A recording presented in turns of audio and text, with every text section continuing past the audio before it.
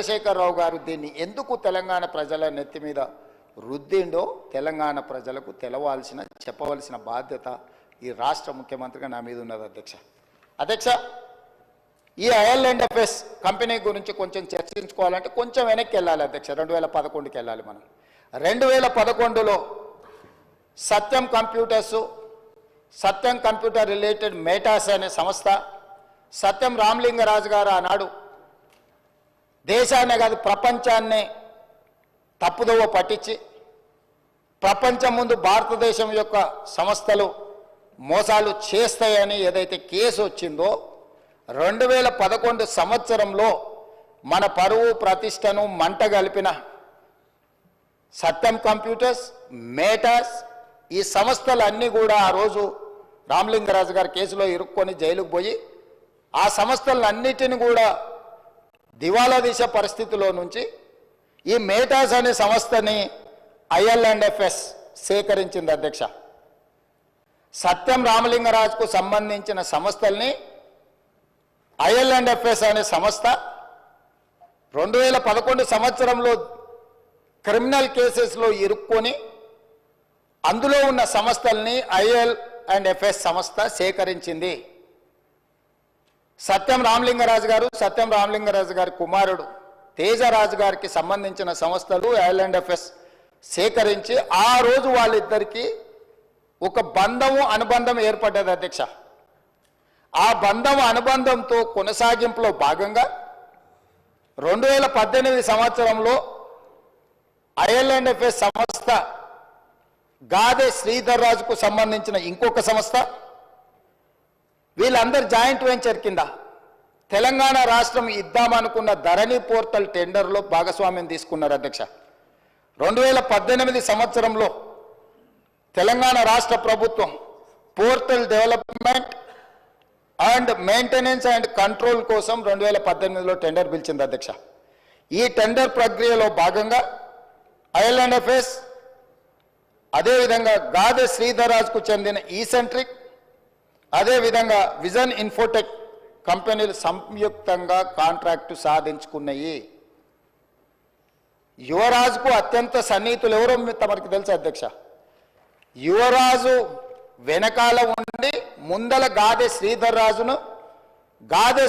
రాజు వెనకాల సత్యం మేటాస్ కంపెనీలను చేపట్టిన IL&FS సంస్థను ముందలబెట్టి టెండర్లో భాగస్వామ్యం చేసి ఆ పని దక్కించుకున్నారు అధ్యక్ష. ఈ 2017 సంవత్సరంలోనే ఈ IL&FS సంస్థ దివాలా తీయడమే కాకుండా క్రిమినల్ కేసులలో వీళ్ళు కూడా ఇరుక్కున్నారు అధ్యక్ష.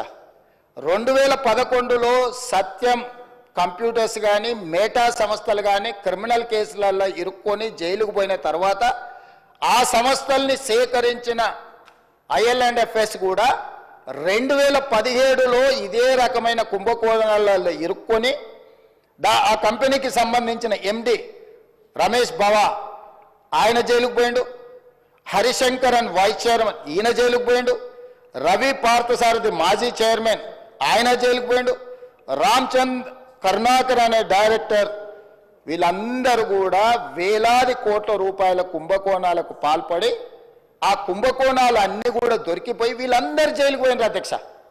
ఇది ఎప్పుడు 2017 సంవత్సరానికే జరిగిపోయింది అధ్యక్ష. ఎప్పుడు కూడా రాష్ట్ర ప్రభుత్వాలు కేంద్ర ప్రభుత్వాలు ఏదైనా ఒక సంస్థ క్రిమినల్ నేరాలలో పాల్గొని ఆర్థిక నేరాలలో పాల్గొని జైలు శిక్షలో లేకపోతే ఆ సంస్థల మీద ఆరోపణలు ఉన్నప్పుడు ఆ సంస్థలను టెండర్లలో పాల్గొనకుండా నిషేధించే విధానము మన రాష్ట్రంలో మన దేశంలో కొనసాగుతుంది. అయినా తెలంగాణ రాష్ట్ర ప్రభుత్వం చంద్రశేఖరరావు గారి ప్రభుత్వము ఈ IL&FSను లేకపోతే ఈసెంట్రిక్ లేదా విజన్ ఇన్ఫోటెక్ ఏదైతే జాయింట్ వెంచర్తో టెండర్ వేసిందో వీళ్ళని నిషేధించలేదు అధ్యక్ష.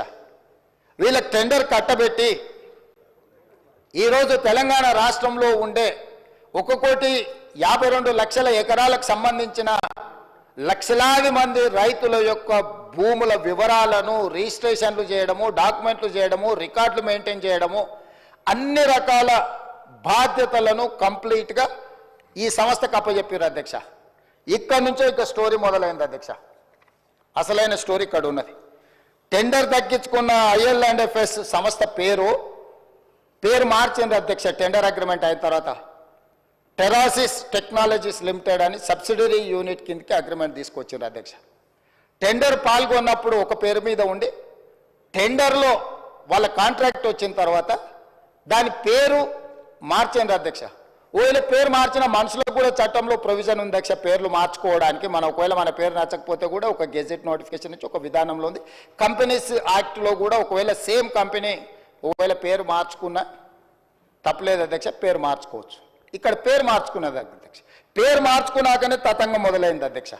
ఈ టెరాసిస్ టెక్నాలజీస్ లిమిటెడ్ అనే IL&FS సబ్సిడరీ యూనిట్ పేరు మారిన తర్వాత ఇందులోకి ఫాల్కన్ SG అనే ఒక ఫిలిపిన్ కంపెనీ దీంట్లో 52% ఒకసారి 28/10/2021 99% ఇందులో షేర్స్ మొత్తం ఈ కంపెనీ కొనేసింది అధ్యక్ష. ఫాల్కన్ SG అనే ఫిలిపిన్ కంపెనీ. ఈ కంపెనీ కొన్న తర్వాత ఇది ఇక్కడ ఆగింది అధ్యక్ష, ఆగలే. ఈ ఫాల్కన్ SG కంపెనీ నుంచి ఫాల్కన్ ఇన్వెస్ట్మెంట్స్ అనే కంపెనీ సింగపూర్ కంపెనీ ఇందులోకి వచ్చింది అధ్యక్ష. ఈ కంపెనీ అంటే ఏదైతే ఫాల్కన్ SG పేరు మీద 99% ఉందో ఆ 99% షేర్ని ఫాల్కన్ ఇన్వెస్ట్మెంట్ అనే సింగపూర్ కంపెనీ దీంట్లోకి వచ్చింది అధ్యక్ష. 1% మిగిలిపోయింది కదా అధ్యక్ష. ఆ 1% గాదే శ్రీధర్ రాజు ఎవరైతే ఉన్నారో ఆ 1% అతను కొన్నాడు అధ్యక్ష. 1% ఈ కంపెనీలో షేర్ కొన్న గాదే శ్రీధర్ రాజు ఈ కంపెనీకి CEOగా మారిండు అధ్యక్ష. అంటే యువరాజు గారి మిత్రులు ఏ రకంగా ఇందులోకి తెర వెనుక నుంచి లోపలికొచ్చి దీన్ని మొత్తం తమ చేతిలోకి ఏ రకంగా తీసుకున్నారో గాదే శ్రీధర్ రాజు గారిని ఈ ఫాల్కన్ ఇన్వెస్ట్మెంట్ ఈ కంపెనీకి ఓనర్ను అంటే CEO చేసేసి వ్యవహారం మొత్తం గాదే శ్రీధర్ రాజు చేతికి అప్పచెప్పారు అధ్యక్ష. ఇది ఇక్కడ కూడా ఆగిందా అంటే లేదు అధ్యక్ష. ఫాల్కన్ ఇన్వెస్ట్మెంట్స్ మళ్ళీ వాళ్ళ దగ్గర ఉన్న 99% షేర్లని 100% కింద మొత్తం అంటే మొత్తం వాళ్ళకు ఉన్న మొత్తాన్ని మళ్ళీ అమ్మినారు అధ్యక్ష. దాంట్లోకి ఎవరు వచ్చారు అధ్యక్ష? Sparrow Investments, GW Sky Private Limited, Hillbrook Investments వీళ్ళు ఒకవైపు వచ్చింది అధ్యక్ష. అది వీ యజమానులు ఎవరయ్యా అంటే రాహుల్ గోస్వామి, ఆనంద్ కుమార్ వీళ్ళందరు ఓనర్లు అధ్యక్ష. ఈ 3 కంపెనీల నుంచి మళ్ళీ హిల్బ్రూక్ ఇన్వెస్ట్మెంట్స్ నుంచి కొనుక్కున్న కంపెనీ గేట్వే ఫండ్ 2 LP అనే ఇంకొక సంస్థ వచ్చింది అధ్యక్ష. దాంట్లో నుంచి మళ్ళీ స్పారో ఇన్వెస్ట్మెంట్స్ నుంచి కొనుక్కున్న దాంట్లో గేట్వే ఫండ్ 2 LLP ఇందులోకి వచ్చారు అధ్యక్ష. అంటే అల్లిబిల్లి కంపెనీలు అన్నిటిని పెట్టుకుంటూ ఈ కంపెనీలన్నిటి ద్వారా చివరికి వాళ్ళు ఎక్కడికి చేరింది అధ్యక్ష? ఈ గేట్వే ఫండ్ 2 LLP కానీ LP కానీ గేట్వే ఈ లొకేషన్స్ ఇవన్నీ ఒక కంపెనీ రాహుల్ గోస్వామి అండ్ ఆనంద్ కుమార్ అనే కంపెనీ కేమెన్ ఐలాండ్స్ అధ్యక్ష. రెండో company gateway fund 2 location British virgin islands అధ్యక్ష. ఈ కంపెనీల గురించి మీకు చెప్పాలంటే అధ్యక్ష, ఏదైనా ఈ ప్రపంచంలో ఆర్థిక నేరాలు చేయడానికి ట్యాక్స్ హెవెన్ కంట్రీస్ అంటారు అధ్యక్ష. ప్రపంచంలో ఏ దేశంలో అయినా ఏ ప్రాంతంలో అయినా ఆర్థిక నేరాలకు పాల్పడే కంపెనీలు ఆ దేశానికి ఎట్లా ఫుల్ ప్రూఫ్ ఉంటుంది అధ్యక్ష? ఆ దేశంలోకి పోయి నువ్వు ఏ దేశంలో ఏ నేరం చేసినా ఆ దేశంతో ఎలాంటి ఒప్పందాలు ఉండవు అధ్యక్ష. అతన్ని పట్టించరు, ఆ కంపెనీ వివరాలు చెప్పరు, దానికి ఏం సంబంధించింది ఏం చెప్పరు అధ్యక్ష. అదేవిధంగా ఇందులోకి గాదే శ్రీధర్ రాజు గారు రిలేటెడ్ కంపెనీలు పారాడిమ్ ఇన్నోవేషన్స్ LLC, అదేవిధంగా క్వాంటెల్లా INC ఈ 2 అమెరికా కంపెనీలు వచ్చినాయి అధ్యక్ష. సో ఎక్కడైతే టెరాసిస్ టెక్నాలజీస్ లిమిటెడ్లో బయలుదేరిన మన స్టేట్ అగ్రిమెంటు ఫిలిపిన్ దేశానికి పోయింది, ఫిలిపిన్ దేశాన్ని నుంచి సింగపూర్ దేశానికి పోయింది, సింగపూర్ దేశాన్ని నుంచి మళ్ళీ కేమెన్ ఐలాండ్స్కు పోయింది, తర్వాత వర్జిన్ ఐలాండ్స్కి పోయింది, తర్వాత అమెరికా దేశంలో ఉండే 2 కంపెనీలు.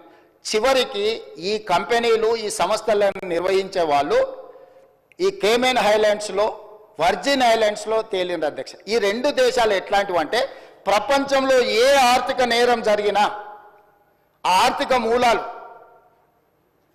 పనామా లీక్స్ కానీ లేకపోతే మీరు ఈ ప్రపంచంలో జరిగిన ఏ గొప్ప పెద్ద ఆర్థిక నేరాన్ని ఎత్తికిన ఆ సంబంధించిన కంపెనీలు ఈ రెండు దేశాలలో ఉంటాయి అధ్యక్ష. ఆ దేశాలలో ఉన్న కంపెనీలు ఈరోజు ఈ టెరాసిస్ ఏదైతే ఈ ధరణి ఏదైతే ఉందో ఈ ధరణి మొత్తం ఆ దేశానికి వెళ్ళిపోయింది అధ్యక్ష. ఎవరో దాని ఓనర్లు అంటే అధ్యక్ష